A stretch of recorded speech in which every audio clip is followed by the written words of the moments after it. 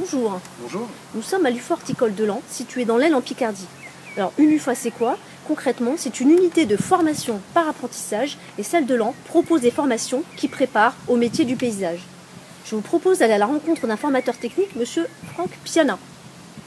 Alors, Franck, peux-tu nous donner un peu plus d'informations sur le contenu de la formation brevet professionnel aménagement paysager? Alors oui, donc c'est une formation qui se fait par le biais de l'alternance, donc avec une semaine de formation en centre et 1 à 2 semaines de formation en entreprise ou dans une collectivité. Cette formation totalise 800 heures de formation en centre.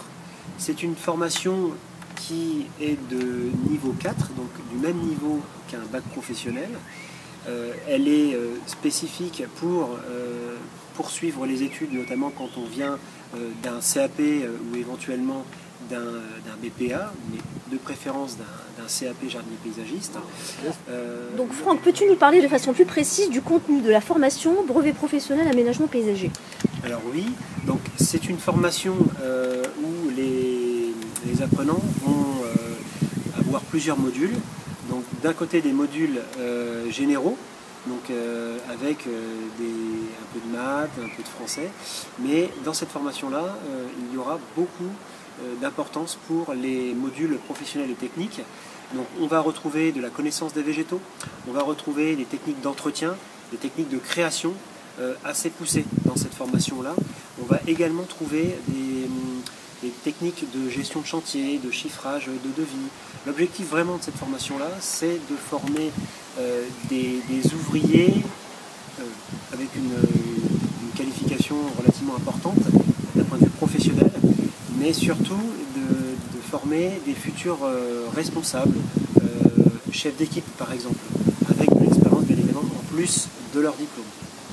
D'accord, alors tu disais tout à l'heure que ceux qui pouvaient intégrer cette formation pouvaient être issus donc d'un CAPA jardinier paysagiste ou d'un BPA travaux aménagement paysager. Concernant les âges alors, comment ça se déroule? Alors au niveau des âges, pour intégrer cette formation, c'est entre 15 ans et 29 ans. Voilà. Mais il faut absolument avoir un diplôme, soit un CAP, soit un BPA, pour intégrer cette formation. D'accord, est-ce que tu peux nous en dire un petit peu plus également sur les débouchés professionnels de la formation et plus largement des métiers du paysage? Alors, donc les débouchés sont assez nombreux, surtout en ce moment où de nombreux professionnels nous contactent pour nous demander, ils sont à la recherche soit d'apprentis, soit d'ouvriers, de salariés.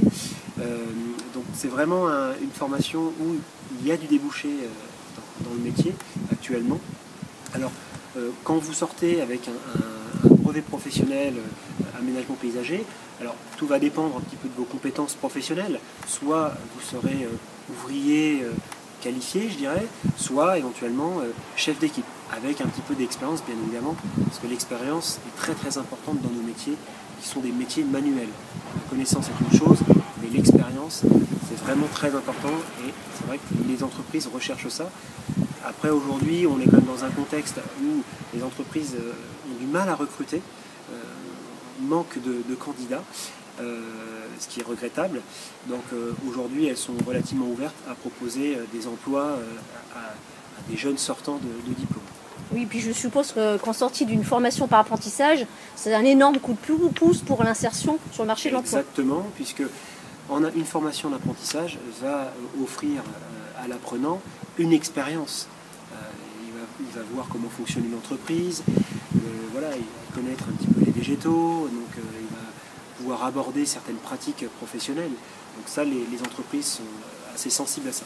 Donc retenez bien, un beau temps d'insertion et puis une capacité à s'insérer sur le marché de l'emploi qui est facilitée par l'apprentissage. Alors, concernant cette formation, si j'ai envie de poursuivre donc au-delà du brevet professionnel aménagement paysager, donc vers quel poursuite je peux me diriger? Alors le brevet professionnel, je dirais que c'est plutôt une finalité. En règle générale, il y a des possibilités de continuer, de poursuivre ces études, mais on est plutôt sur une finalité. Après, on peut éventuellement continuer alors soit un bac pro, un bac pro, aménagement paysager. Si l'on vise après le BTS aménagement paysager, ou sinon une poursuite qui est intéressante et qui est aussi recherchée par les entreprises, c'est les CS. Donc, nous, à l'UFA Horticole, on propose 2 CS, CS construction paysagère et le CS arboriste et lagueur. D'accord.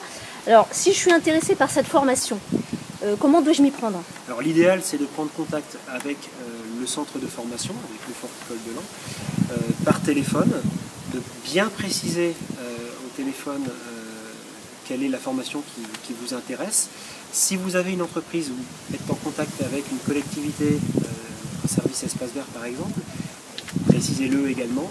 Si ce n'est pas le cas, vous devrez absolument trouver une entreprise d'accueil ou une collectivité pour pouvoir intégrer le centre de formation. Si vous n'avez pas d'entreprise, vous ne pourrez pas intégrer la formation.